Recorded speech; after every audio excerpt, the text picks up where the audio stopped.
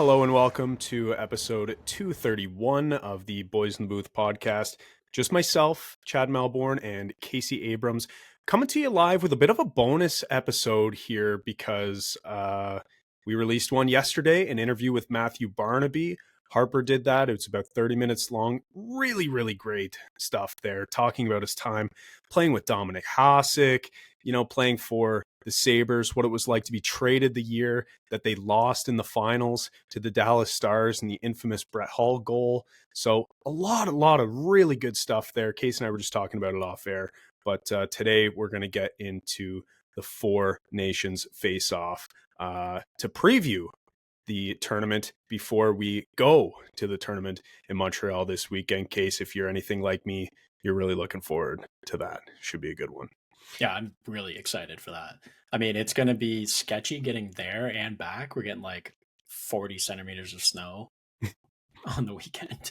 Yeah. We're driving, so that's going to be fun. But we're going to the Sweden-Finland game. That's going to be a riot. I've never been to the Bell Center, so that's also pretty big for me. And then I've heard just amazing things. And then we're going to stick around and go to a bar and watch the Canada-USA game, find some atmosphere. We can't afford the tickets to the Canada-USA game. So, yeah, it's a very short list of people who can afford those tickets because, my goodness, to get into the building, and we're talking like, 400 level at the Bell Center, which, by the way, I've never been as well. So really looking forward to that this weekend. Just to get into that building for the Canada-USA game, it's like nearly $1,000. So it's kind of ridiculous. I know there have been some concerns out there from the NHL. We've kind of heard trickle through the grapevine that these tickets aren't really flying off the shelves, and maybe it's because they're so damn expensive. But you know what? We got a pretty good deal for the seats that we have for the Sweden and Finland game. And like, who do I want to see most at the tournament anyway? It's Willie Nylander. So I couldn't be more excited. So what we're going to do today is just preview the tournament in general. Obviously, it starts tomorrow. We're going to get this out as soon as possible. And then after the fact, we're actually going to sim on NHL 25 the entire tournament and just see who would actually win. So that's something we haven't done before. Looking forward to getting into that as well. The first thing we're going to do, Case, is look at each team's projected lineups and just see how the lines have shaken out so far according to Daily Faceoff, and just, kind of talk about what we would do differently. So let's start with Team Canada, and I'm going to share my screen and we'll get right into it. How about that? All right. Okay, so right off the bat, Case, Team Canada, here's the forward group. We've got the D pairs. Anything you would do differently here? So just for the people who are listening and not watching, we've got Sam Reinhart playing with Connor McDavid and Mitch Marner, Sid Crosby playing with Nate McKinnon and Mark Stone, Brad Marchand playing with Braden Point and Seth Jarvis, Brandon Hagel with Anthony Cirelli and Travis Konecny. Moving on to the back end, we've got Devon Taves and Cale Makar. That's an obvious one. Colorado connection there. Josh Morrissey playing with Colton Parayko on the second pair, and then Shea Theodore and the newcomer Drew Doughty on the third pair there. And then in net, we've got Binnington and Hill with Montembeault as the third. Case, what would you do differently for Team Canada when constructing the lines? First, I got to say that I'm so happy that Drew Doughty was added to this team. I know that it means the absolute world to him. He said in an interview today that getting that call and being told he's added back onto the team was one of the best days he's had in a long time. And to me, that's just like, it's so great to hear from a guy who's, bled for his country in the past, and as well has just missed a lot of hockey lately, and getting this opportunity is always big. He's done it before, but he loves it. He lives for it. So happy to see him on there. I personally would probably move him up a pairing and put him with Josh Morrissey, but I totally get with what they're going for on the back end. Kind of Taves and Makar, of course you're going to play them together. And then Morrissey, Parayko, you got a good combination of small size there, puck moving, less puck moving, but we've talked about that to death. The way we like a defensive defenseman with an offensive defenseman. So yep.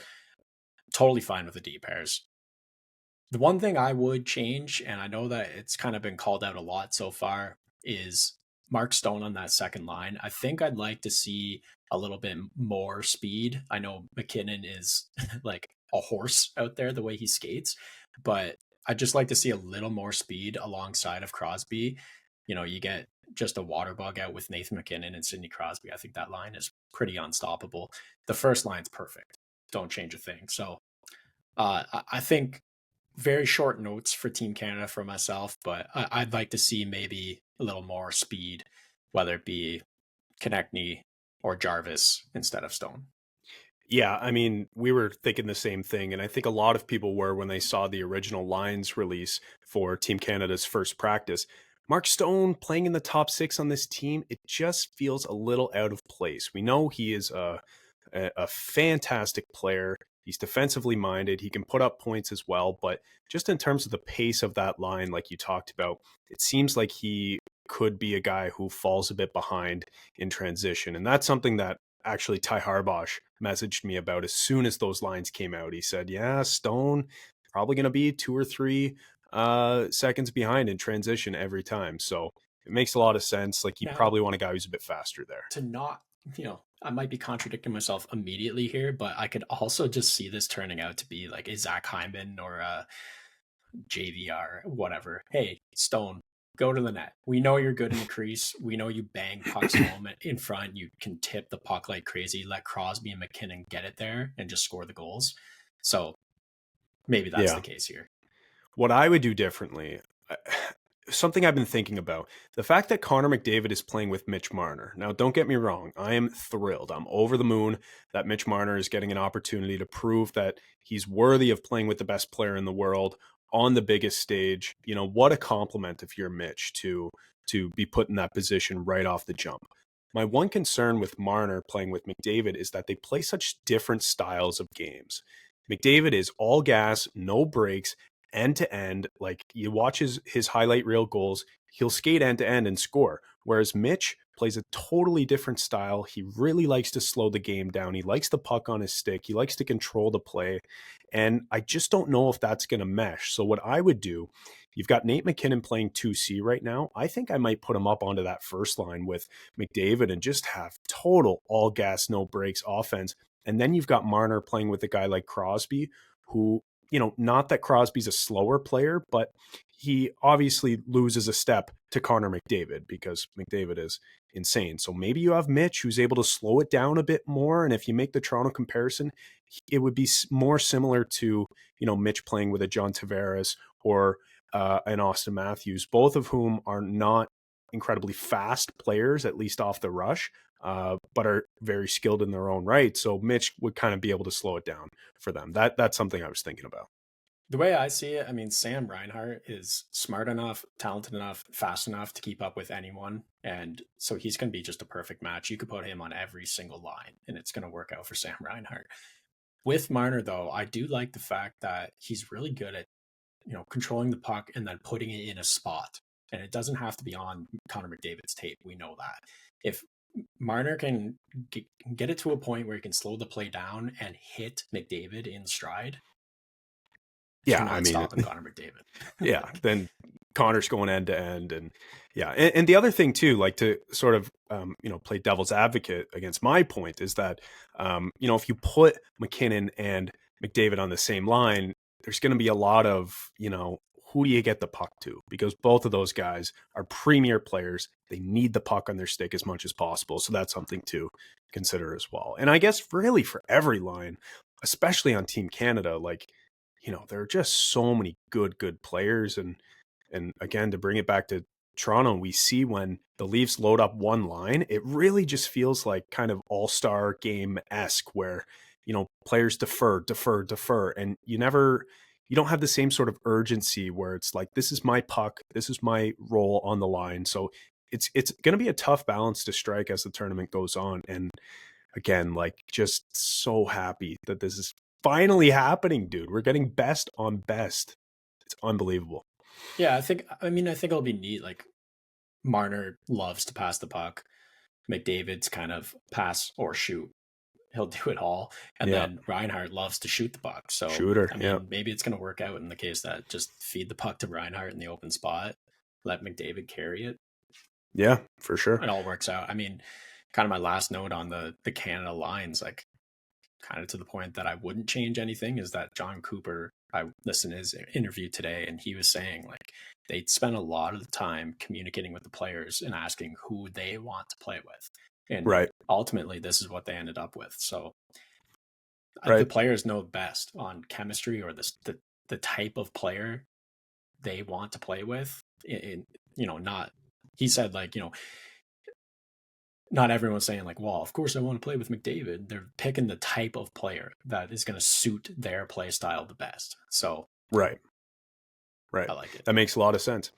Okay, let's move on to Team Finland here and talk about their lineup. So I've got it up on the screen now. I'll read it for the people who aren't watching on YouTube. We've got Lehkonen playing with Barkov and Rantanen, Hintz playing with Aho and Laine, Teravainen with Haula and Armia, Luosterainen with Lundell and Granlund. On the back end, we've got Mikkola and Lindell, Välimäki and Mata, Vakanainen and Matimpalo. I'm sorry. This is, we've had a few guys drop out now. And so we've got Matimpalo on the back end, which is not a household name to me. And then in net, we've got Saros and Lankinen. So what do you think about that lineup? What would you do differently if you're Team Finland when constructing these lines? We interrupt this podcast to tell you about one of our favorite partners, Sign Up Expert. If you're a sports bettor, whether a brand new one, casual, or hardcore, listen very carefully because this ad is for you. Guys, line shopping for the best odds matters, and that's why any profitable sports bettor needs to be using multiple sports books to maximize their winnings. Thankfully, there has never been a better time to get signed up, and we are here to connect you with the best promotions industry-wide.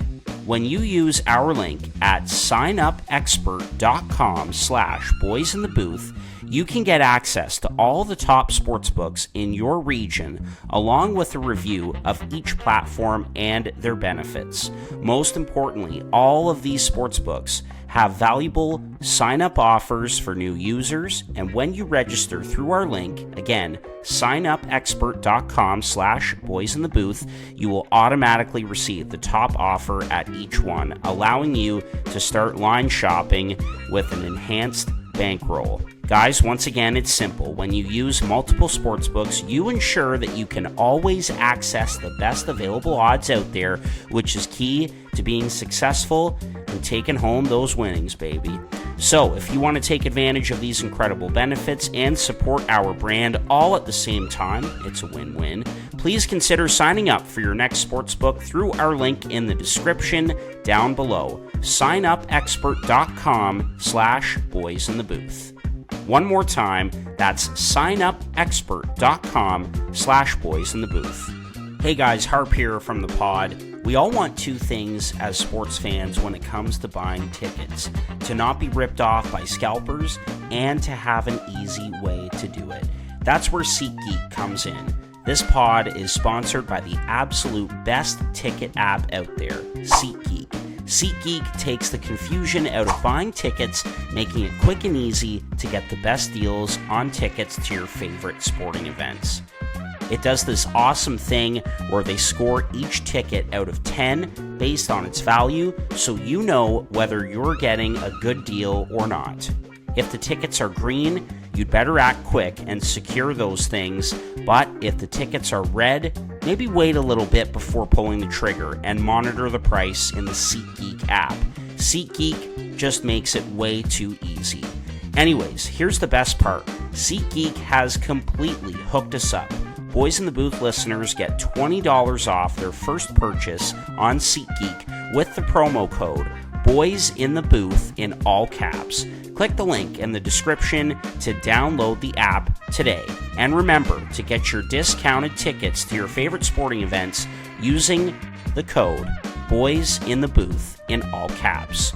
Get great seats for a fraction of the cost with SeatGeek. Now back to your regularly scheduled podcast.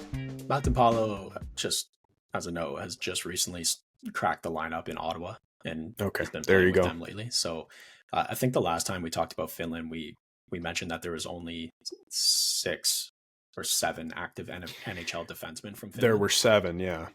Yeah, and Matimpalo is now the 8th. So Right. they added him. The back end's looking thin after some of these guys have, had to leave due to injuries. So I don't think I'm going to touch anything there. Realistically, they just went with the guys who have played the most minutes or on the first pair and trickle down after that. Yeah, and they chose the guys who were available, like we said. So yeah. I mean, let's be honest. Like Finland is definitely the biggest underdog in this tournament. Pretty scrappy up front. Like I do like their lineup up front, but yeah, on the back end, it is a bit thin, and that's nobody's fault. They're just there are not that many premier Finnish defensemen in the NHL right now. Yeah. I think there's very competitive depth on forward here. Like Mhm. I looked at the lineups. I would make some changes personally on how they're doing it here. I understand that you probably want to play Patrick Laine with Hintz and Aho, get some speed going there, and just two guys who will get the puck for him and pass to him so he can score. That being said, like the way I would do it if I were Finland is I would have Aho and Hintz playing with Rantanen, just an all-out offensive line, go score all the goals for us, and then Lehkonen and Barkov you put with more of a, pick one of your other best defensive forwards. Maybe it's Armia. I don't know if you want to have him in the top 6 or not, but whoever they feel comfortable as the third guy on an absolute shutdown line. Yeah, Like maybe it's Lundell on the wing or something. Yeah, perhaps. Just they have to have Barkov's line playing against whatever they determine being the best line on the other team, the most threatening line to them. If 100%. David's out there, Barkov's got to be out there, and that's kind of the way that Finland's going to win hockey games here. So, yeah, I kind of imagine those switches in the top 6, and then Laine is going to kind of really shine on the power play more than anything if he's going to be on a third line. So, yeah, that's all I really see there.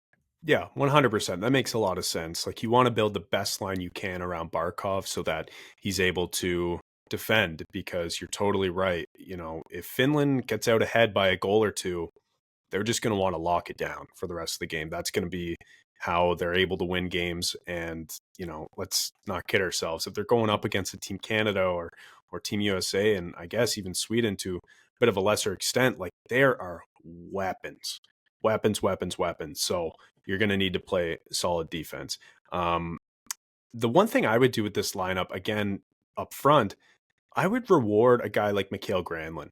Granlund is having an incredible season. He just got traded as well, and I'm sure he's going through some growing pains fitting in with his new team in Dallas. But Granlund's had an incredible offensive season, and right now he's slotted in on the 4th line. I don't know exactly who you would demote when I'm looking at this lineup. Maybe it's a Lehkonen out of the top 6. Maybe it's a Laine, like you mentioned. But I feel like there's got to be a way to get Granlund up there playing with better players at 5-on-5, because he's just had such a great offensive season. So that's the one thing I would do there. Yeah, to speak to Lehkonen on the first line, I'm like having a tough time deciding if it's because he's a defensive type forward, putting him with Barkov makes sense, or is it because he's played with Rantanen before? Like, there's kind of two reasons to have him on that line, and for that reason, I didn't really move him away from Barkov. Yeah, no, that's fair. So there's certainly more they can do there, and I'm sure as the tournament goes on, it's not that many games, just 7 total games, but as the tournament goes on, I'm sure these lines will get jumbled up a bunch. Okay, let's go to Team Sweden.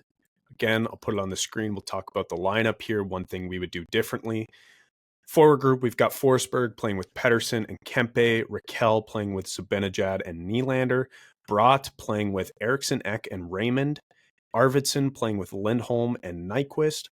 On the back end, Victor Hedman and Jonas Brodin, Ekholm and Carlson, Forsling and Dahlin on the third pair there. And then in net, we've got Gus the Bus and Linus Ullmark. Case, what would you do differently with that lineup if you were constructing it? I'll get the defense out of the way here. Chef's kiss. Perfect. Yeah. Don't change a thing. Just like I've said before, Hedman with Brodin. Brodin's one of the best premier defensive defensemen in the league. Ekholm, defensive defenseman. Carlson doesn't want to be in his own end. So match them up perfectly. And then kind of the two-way guys on this team as a pair on the third pair. I would not have done that any different. Now, the forwards, it seems like they really wanted to separate what I'd call the real line drivers on this team. And I say that mostly because I see Willie on the second line with Zibby and Raquel. And I think Willie's probably the biggest line driver on this team.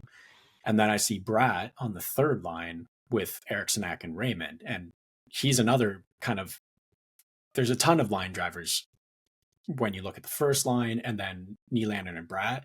But to me, the guys that stand out are Nylander and Bratt. Bratt went into this tournament being the Swedish leading scorer, and they have him on the third line. And that kind of surprised me. In a perfect world, in my world, he's playing with Willie Nylander. I think that would be so much fun to watch those two guys go to work. So I think that's kind of probably the main change I'd make here. Maybe the only change I'd make here is just move Bratt up and Raquel down. Hell yeah. That makes so much sense. And I'm on the same page with you there. That was the first thing I thought of when I saw this lineup. I was like, why is Jesper Bratt so far down the lineup as, like you mentioned, Sweden's leading scorer right now? That first line, that's fine.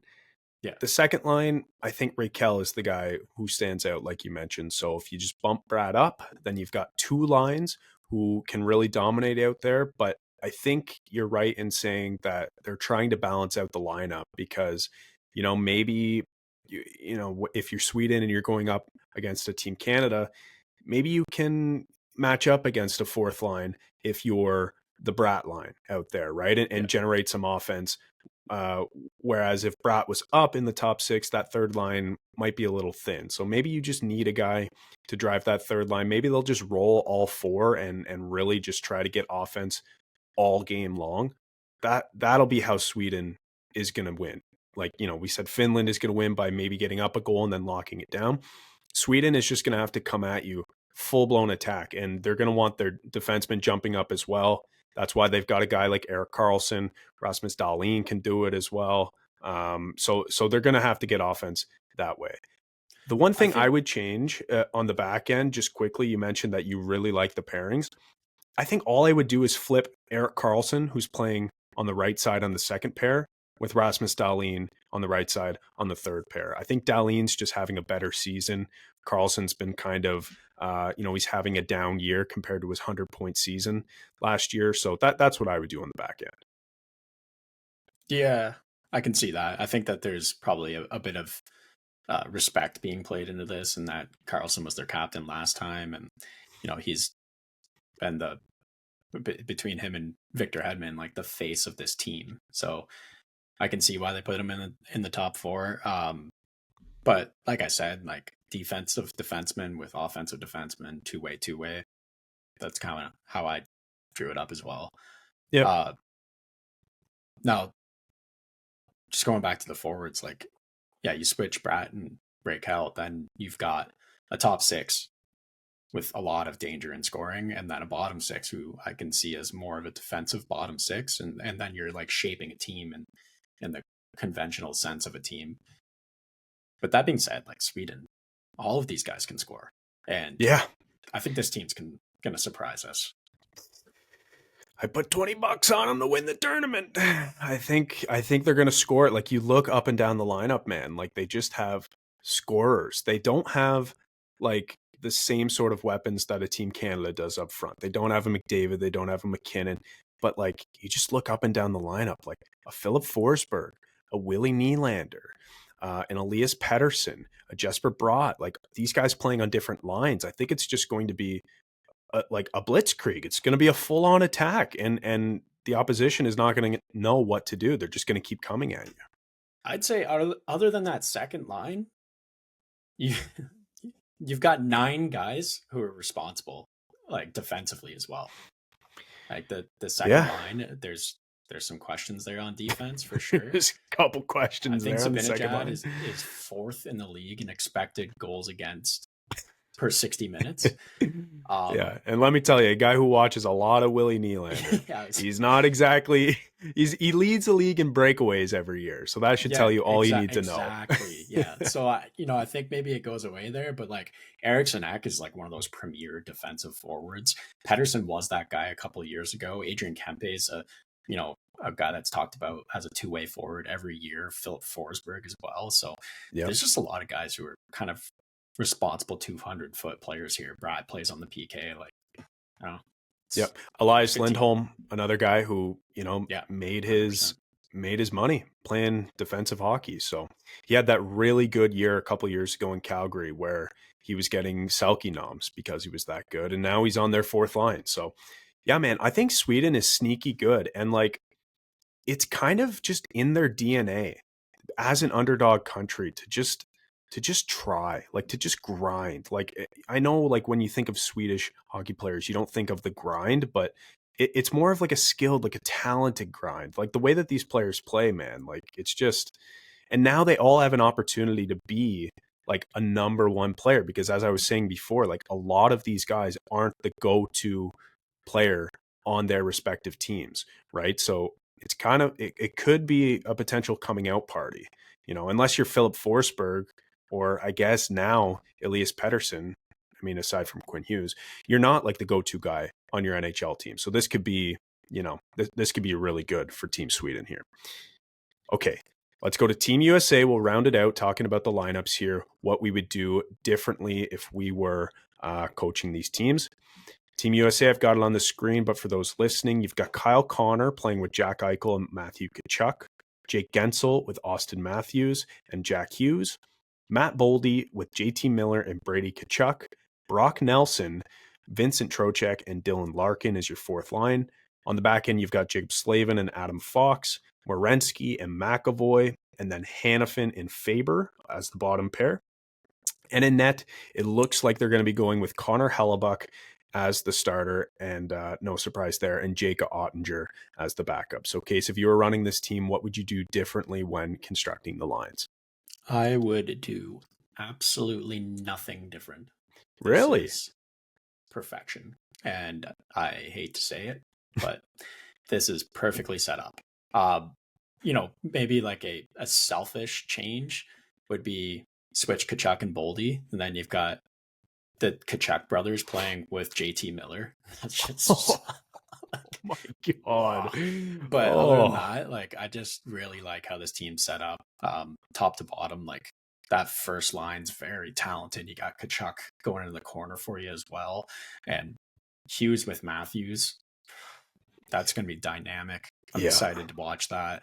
That fourth line's like exactly. I mean, who else was going to be on the fourth line of this team? Is those guys. So I don't see anything different on forward. Defense, kind of take it or leave it. I just think that's probably how it should be. I don't know. I don't see any changes. Did come across something when I was looking at these teams earlier. A stat. Okay. How many hits do you think Jacob Slavin has in 56 games? Oh, I feel like it's got to be low if you're bringing it up. I know he's like a Lady Bing guy. He had one year where he had like 2 PIMs all year or something. I don't know. I'll say half a hit a game. I'll say around 25. Yeah, okay. So you read my intentions here. Okay. 16 hits in 56 games. Oh man. I read that. I'm like, he's all the time talked about as like the best defensive defenseman in the league. I just so surprised to see that. Yeah. You know, a guy it's such a tangent. A guy who's eerily similar in that respect is Chris Tanev. He's relied on as the premier defensive defenseman and certainly the number one defensive defenseman on the Maple Leafs. He doesn't hit either. It's like, I don't know what he has off the top of my head, but it can't be that high. I'm sure it's probably more than Slavin, who again is like a Lady Bing guy. But you bring in a guy like Tanev to Toronto and you think to yourself, okay, he's going to hit everything that moves. And it's like, no, that's Jake McCabe. That's not Chris Tanev. Tanev kind of just, separates his opponent from the puck and puts it high and hard. And there you go. So it's an interesting dynamic there. But when I was looking at the back end on USA case, I was thinking to myself, like, compared to the other teams here, especially Sweden, I think especially Sweden, USA's defense core is just very what is the word? Like very diverse in its skill set. Like every player has such a wide ranging skill set. They don't do just one thing really well. They do sort of a lot of things pretty well. Like obviously Adam Fox is a premier offensive guy, and Brock Faber might be, the best offensive guy on this team when it's all said and done, or at least in a couple years that is. But you look at Slavin, you look at Werenski and McAvoy, and I guess I should mention Werenski for being an offensive guy. He's having an amazing season, but they all are like pretty big. They can throw the body when need be. They can block shots. Like they play defensively. So I just think when you compare it to, and off the top of my head, I'm thinking about a guy like Erik Karlsson on Team Sweden because we just talked about it. It's like, well, they kind of bring a lot of different abilities to the back end. So it's just kind of interesting to see how they're shaped differently. Yeah, it's very well-rounded back end. Yeah, sure. that's exactly what I couldn't think of that, but yeah, that's exactly what I was trying to say. But I'm taking Cale Makar and Taves pair over every pair on this team. Oh yeah. Yeah. This D-core is pretty deep, but yeah, you're right. I'm doing the exact same thing with Team Canada's, which is pretty damn good. Okay, now that we've looked at the lineups case, let's start to think about who we think is going to win the tournament, who is going to lead each team in scoring, who will win the MVP, who will be the best goalie, etc. I'm going to bring up some betting lines here. We'll go through it. First thing we should do is talk about who we think is going to win the tournament. It's, no secret that I've put $20 already on Team Sweden. But right now we've got Canada as the favorites at a plus 145, USA as the second favorites at plus 155. I believe that line has changed. They used to be tied at number one, or maybe on a different sports book, it would be different. But right now I'm looking at FanDuel. USA is in number two. Sweden in third at plus 420. I believe I got them around there, maybe plus 440 I got them on the score. And then Finland in fourth at plus 1,000. So Case, just looking at these lines, where do you think the value is? Who do you think is going to win the tournament? Let's hear it. I thought USA was the favorites going into this, but so I guess this is a bit underwhelming of me to say, but I think it's going to be very close. But Canada is going to win this. Shocker. Them, the homer pick, but I just think I look at the teams and it's just there's so much experience in that room. And there's so much winning experience. Just like looking at this lineup, even just look, I'll just go off the forwards like Reinhart, Crosby, McKinnon, Stone, Marchand, Point, Cirelli's 1-2. Like those are all cup winners. There's Olympic winners on this team. Not many teams can say that. There's, I don't know, just years of experience. There's a good chemistry to this team and a lot of connections. I just think that I liked what John Cooper said today. He said, in these types of tournaments, it's not the best players who win the tournament. It's the best team that wins the tournament. Mm-hmm. And I think that's going to be the case with Team Canada. Yeah, I mean, you'd be crazy not to pick Team Canada. I looked at the Athletic poll that they put out either today or yesterday, and they had a pretty high percentage of their writers picking Team USA, and I just can't. I just can't go there. This is still Canada's game. I think when you look at the rosters, Canada still has a better roster on paper, even though the USA has taken great strides since they last played head-to-head, best on best internationally.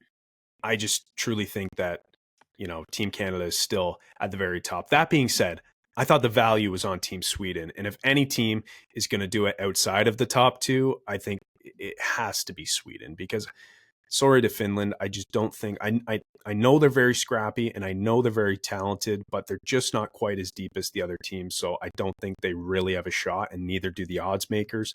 But Team Sweden, man, I think they could get hot. They could get some good goaltending and really go on a run. So that's why I put my money where my mouth is and bet on Team Sweden. That's who I think could win the tournament, but realistically, I think it should be Canada. Well, Chad, these are the 4 best hockey nations in the world that are allowed to come to the tournament. That's right. That's right. So it's going to be tight. And Yeah, I think yeah. anyone can win it. Like, the value is anywhere in this tournament, and that's not what you want to hear when you're betting. But yeah, it's probably the value pick if you want to throw a couple bucks on this is for sure Sweden. Yeah. But man, USA scares me for sure. Yeah, they do. And listen, like I'm scared for Team Canada to lose to them, because how annoying is that going to be? The discourse that falls out of that, you know, how it's not Canada's sport anymore, whatever. Like if Canada loses this tournament, I don't want to say it because I'm so excited for the tournament and I'm so excited to gloat if they do win. But if Canada loses, we have to be the guys who say, like, it doesn't matter, right? It's not the Olympics. No one really cared about, like I'm 100% going to do that. How many cup winners do you see on USA here? 3? Well, let's see. Who do we got? Eichel, Kachuk, Yeah. and Gensel. Nope. Hanifin. Was Gensel on the team in 2017? Oh, yeah. And who else do we have? Let's see. Like, no. Yeah, I mean, that's a good point. And then you look at Team Canada and... Yeah, Gensel was on that team. Yeah, there you go. And you look at Team Canada, totally different. You've got Reinhart, McKinnon, Crosby, Stone, Marchand, Point, Hagel, Sorelli. Taves, Makar. Yeah, that was just the forward group I Theodore, did. Doughty. Yeah, I mean, yeah. So that's a good point, Case. Okay, Bennington, next. Hill. Yeah, that's right. But Anyways. I mean, would have been nice. They picked Logan Thompson, the guy who won a cup and is playing good this year. It's not like anyone said that around the time that they picked the teams. Oh wait, we did. Whoops. I think we also said Tristan Jarry like before the season started. So yeah, there's some tough picks there. It's tough to look back, right? Because the dynamic around the league was so different. We all had Zach Hyman on the team. Still kind of shocking he didn't make it. I remember I put Travis Konechny on the team, and at the time it felt like such a stretch to do. And then as the season played out, it was like, oh yeah, like he's exactly the type of player who's going to. Yeah, exactly. So just interesting. I'd still like to see Scheifele, but yeah. The thing is, like, and I heard someone say this today, if Canada does lose the tournament, we can't be like, oh, well, they didn't have Mark Scheifele, or they didn't have, John Tavares or Steven Stamkos or Logan Thompson. It's like, nope, like this is, teams picked. We just have to, like, these are our guys. It's not gonna matter. Like, this is still the best team on paper, even if they didn't make all of the correct decisions. They have to go out and win now. Okay, the next thing, Case. If we had Quinn Hughes on the team, 100%. Yeah, that's a narrative that's going to start right away, instantly. Next thing, Case, and let's rapid fire through here as we go on. Who do you think is going to lead the tournament in points? Connor McDavid is the favorite right now, but even as the favorite, only plus 750. So that seems like pretty good value there. Nate McKinnon plus 950. He's been on an absolute tear. Or how about Mitch Marner at plus 1,900 playing on the top line with Connor McDavid? Some value there. I don't know. What do you see on this list? What do you like? Who do you think is going to win the scoring race for the Four Nations face-off? I've got Nathan McKinnon winning the scoring race. I think that he's just got the 7th gear on this team. He's going to come out flying. He's been dreaming about playing with Crosby. He's not had the chance to play for Canada in this way. So I think that he's going to come out and just be a freak of nature, especially because teams, like I mentioned before, are going to look to shut down the top line. So having McKinnon, the second best player in the world, on the second line, I think it's going to free up a lot of space for him. He's playing with Crosby. He's going to be just electric out there. That's fair. He's going to be galloping through the zone. I could certainly see that. Him skate. It's so fun. So iconic. Powerful. Yeah. I've got McDavid. I've also got McDavid winning tournament MVP, which is the next question I wanted to ask. Yes, he's the favorite in both. I just think he's been longing for a tournament like this. He hasn't been able to play internationally since the World Juniors. I'm pretty sure I heard someone say that the other day, which, if true, is insane because he's been the best player in the world since he entered the league, pretty much. He played North America. That's the only thing. Right. So it was the fact that he hadn't played for Team Canada Yeah. because he played for Team North America. That's Yeah. insane. Like, so I think this guy is going to just be humming out of the gate. Tournament MVP, leading scorer, everything. That's the same with Nathan McKinnon. Like, they both That's play right. Team North America. That's right. Yeah, obviously McDavid's the favorite for a reason. In terms of value, like, yeah, Marner, great value there.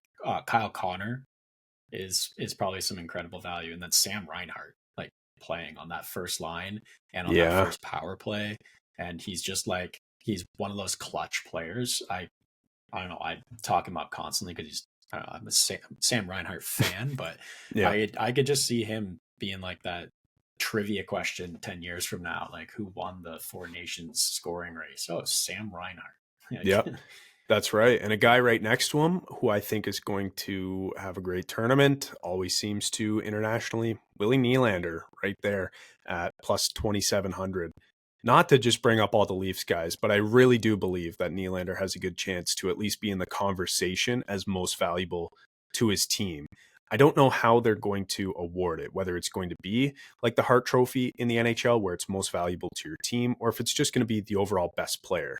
If it were just overall best player, why would they have an MVP that's separate from the guy who wins a scoring race? I don't know. Like, because, in the NHL, it's not the exact same. It's most important to your team, most valuable to your team.